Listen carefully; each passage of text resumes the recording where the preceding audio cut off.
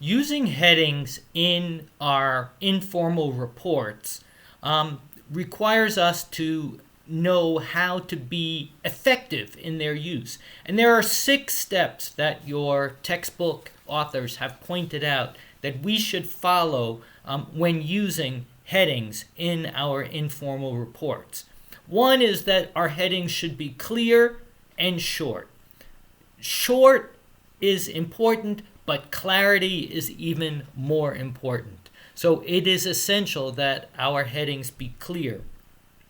We should try, as is appropriate given the nature of the report and the nature of the data, experimenting with wording that tells who, what, when, where, how, and why. The same way as if we were writing a newspaper article or somehow reporting on what it is that is included in our reports.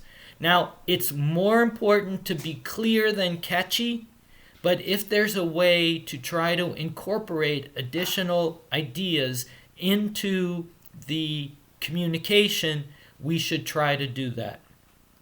We should always try to have at least one heading per report page. That helps break up the text. And we always should try to create headings that are parallel. You're going to find that I'm a bugaboo. Parallelism is one of my bugaboos. I will insist on parallel construction whenever and wherever possible. And that's something I demand of my own writing. I try to emphasize whatever it is, whether I'm doing headings or bullet points, use parallel construction. You should create a hierarchy of heading levels depending on how much text you have and how important it is to break up your text into headings and subheadings. Some scholars, like your textbook authors, talk about varying font, varying placement, varying size. I personally find that unnecessary and jarring, especially if font changes are used in the course of a report. As I talked with you at the beginning of our discussion of business communications, when we were going through and talking about resumes, I personally believe, and I think other people who deal with business communication on the practical level, like having to actually do it and read it, prefer to see a common font family used in the course of a paper. Now that doesn't mean that you can't use bold, you can't use italics, you can't use underscoring. You may even be able to vary font size, although I personally don't even do that. If my report's being done in Times New Roman 12, everything is in Times New Roman 12. If it's Garamond 12, everything is in Garamond 12. But you can, again, use capitalization, you can use bold, you can use underscore, you can use italics to help differentiate levels in the headings. And unless your report is hundreds of pages long, it's probably not necessary to use more than 3 levels of headings. And if your report is only, say, 10 pages, I don't think you need to go even to 3 levels of headings. 2 levels of headings might be more than enough, because you don't want to break the text up too much, because then it becomes too choppy and too disjointed, and it becomes equally difficult to comprehend and understand than if the text were presented without any headings. Now, the PowerPoint slides in your textbook show how levels of report headings can be used. Again, they're suggesting changes in type styles, changes in type size.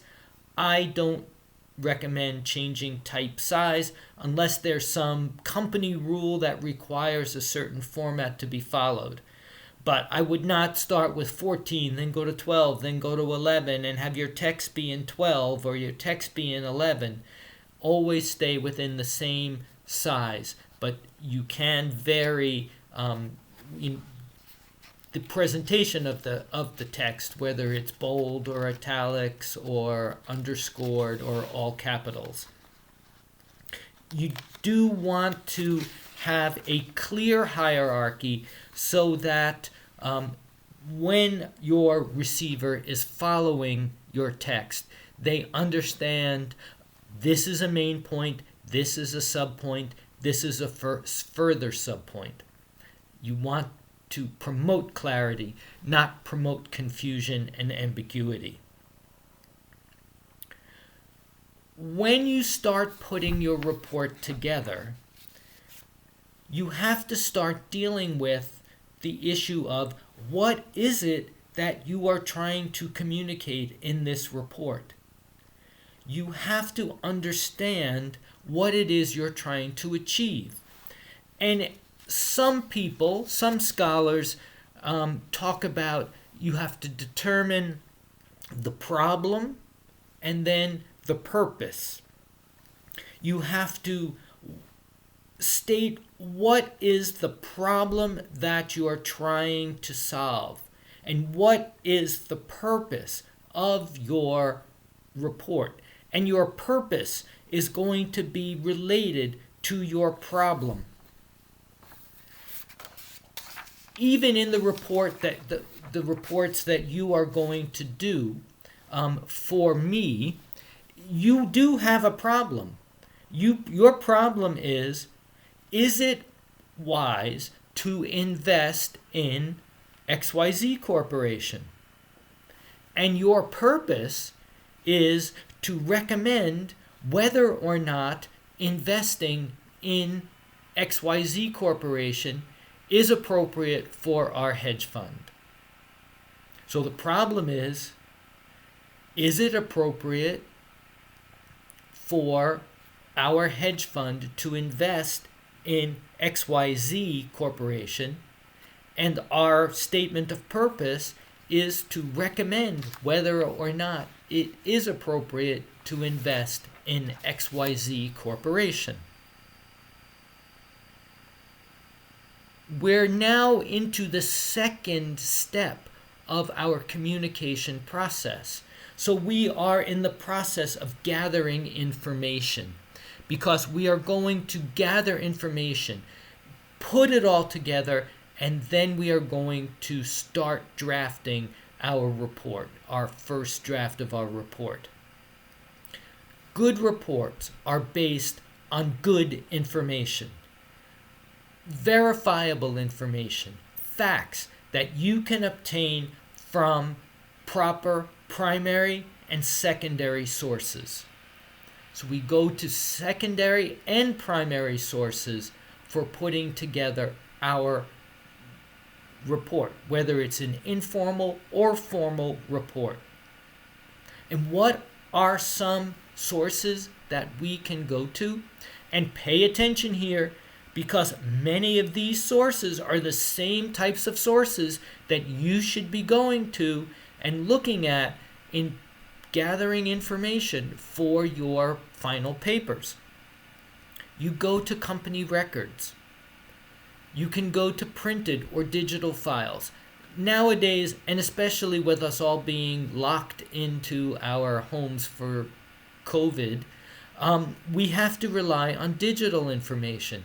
But the good thing is there's a plethora of digital information out there. Every one of the corporations that you've chosen has its own website. Every one of those websites has some type of investor relations section where the company posts information for its investors to see.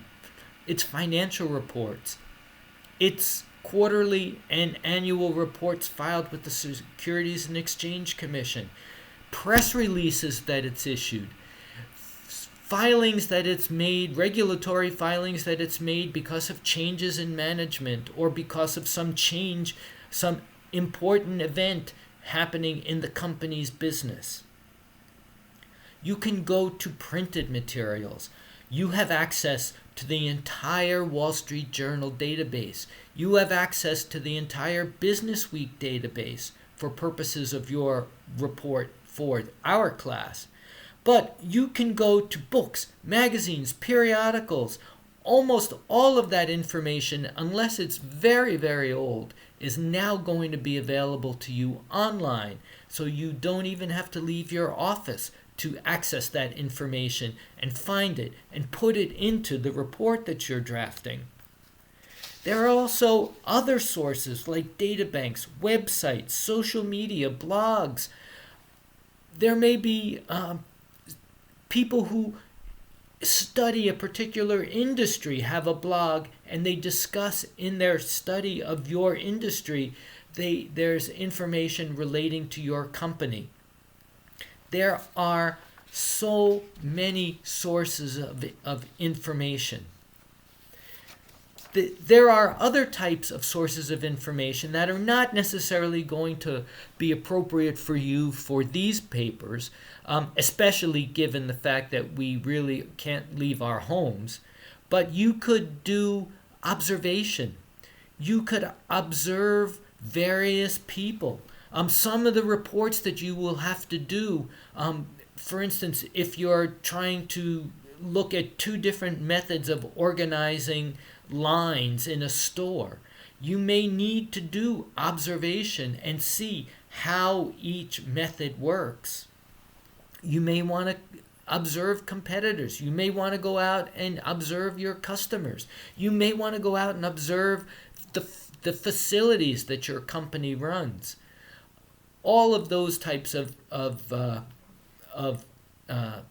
analyses, of observations, will be important.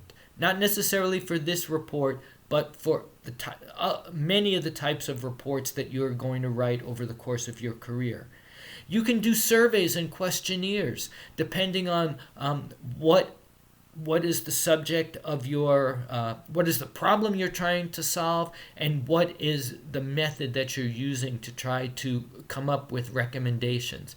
Surveys through organizations like SurveyMonkey, you can use those now, and you can gather all of this information without having to have personal contact with the people who you are surveying. You can do interviews. You can do interviews with experts. You can do interviews with customers. You can do interviews with a target audience, a target population. You can do interviews with company management. Interviews can be a very effective source of getting information.